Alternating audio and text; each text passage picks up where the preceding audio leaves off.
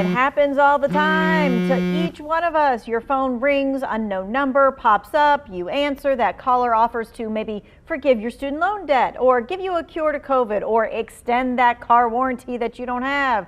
Yes, these unknown callers are most likely scammers.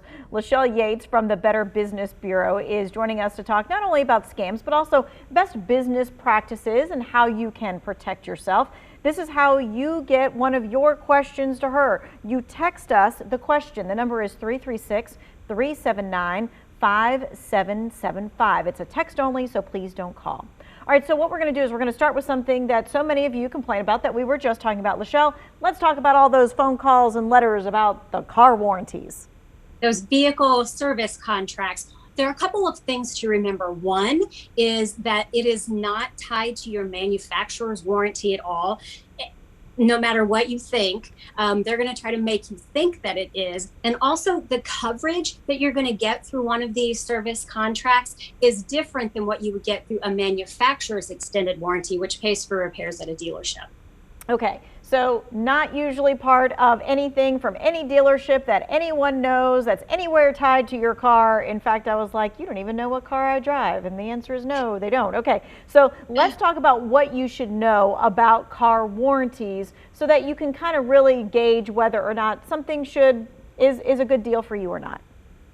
So there's a couple things to remember. One, first thing you want to do is pull out your manufacturer's warranty and make sure that you wouldn't be paying for duplicate coverage, because a lot of times the cars now have 100,000, 150,000 mile warranties on them. Second, you want to research any business that you might be interested in doing business with. If you think this is something that you need, you can go to bbb.org and look for accredited service contract companies. There are a few out there, so if you need the coverage, you can get it.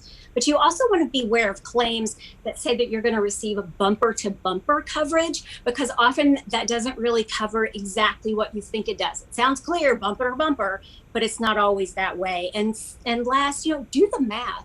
A lot of time these vehicle service contracts actually cost more than the value of your car.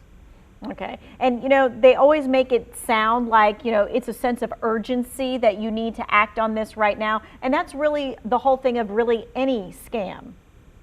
It really is. I mean, they're going to make you think you've got to do it now, that this is for your vehicle. If you don't do it right now, you're going to lose coverage and never be able to get it again. And like you said, that is the hallmark of any scam. All right, let's talk about some fake invoices, because this is something that all of us get. We get something from Amazon, or we get something from some other company that says, hey, you bought this and you're going to want to check out that. And that can be a really big problem. Well, and right now we're seeing one company in particular that it has co-opted the United States Tennis Association's letters, so USTA, but we're also seeing that companies are using BBB's name on these fake invoices. So you want to train yourself to recognize them. How do you do that? Well, it is important you train yourself and train your staff, because a lot of these, yes, they can come to our home, but it's also a real problem for businesses. So first, just be aware that fake invoices exist.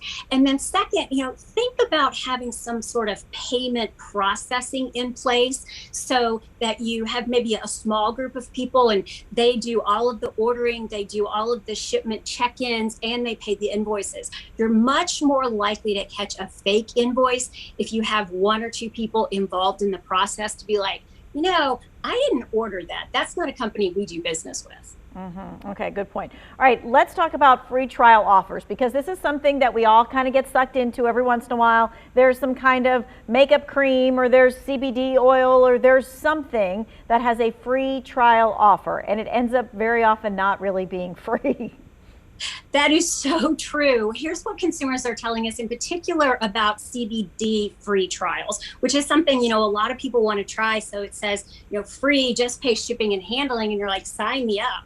But consumers are telling us that they're having a lot of problems. One is they're finding out that they have actually signed up for an ongoing monthly subscription, and that can be $80 a month. They're also telling us that they're having a really hard time canceling the subscription, and then also a really hard time getting a refund from these CBD oil companies. Okay, and so part of that too, we have kind of like a, 101 of fake trial or free trial offer scams, that kind of thing. So often they have terms and conditions that you don't really read because, you don't read all the terms and conditions, but that's where the issue is.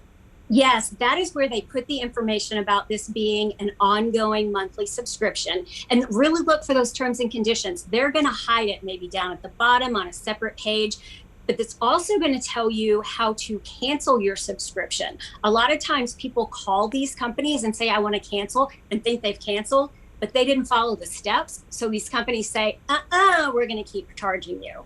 And also you want to be really wary of celebrity endorsements. Most of the time, those are fake. And last, pay with a credit card if you're going to do one of these free trial offers, and then report losses to your credit card company. And this is also something else that's important to remember. MasterCard has come out and said that ongoing subscriptions, that the companies need to notify you in advance that they're going to charge you. So if you've got a MasterCard and this ends up happening to you, make sure you point that out to MasterCard so you can get your money back. Right, because you'll want to get your money back, and that's going to be one of the easiest ways. Always use a credit card, not a debit card, friends. They are very different, the credit versus the debit. All right, Lachelle's going to continue to stay with us for one more segment, so you can text us your questions at 379-5775. We'll be right back.